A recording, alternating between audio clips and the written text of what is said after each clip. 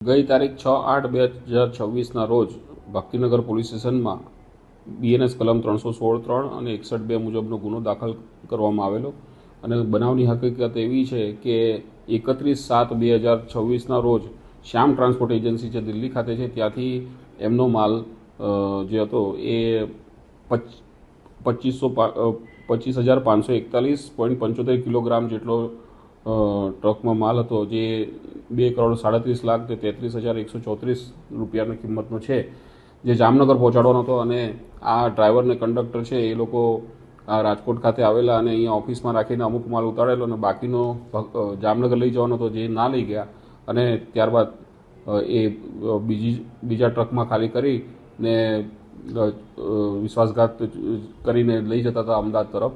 અને પકડાઈ જતા પીઆઈની ટીમ અને PI Bhaktinagar police station Parmar સાહેબ તેમજ તેમની ટીમે આ મુદ્દામાલ પકડી પાડેલ છે. અને આ કામના આરોપી મોહમ્મદ આશિક મોહમ્મદ નિઝામ હાશમી અને રિઝવાન જમીલ પઠાણ તથા એમનો ભાઈ છે મોહમ્મદ શેખ, એ 3 આરોપીને અટક કરેલા છે અને હાલ પોલીસ કસ્ટડીમાં છે.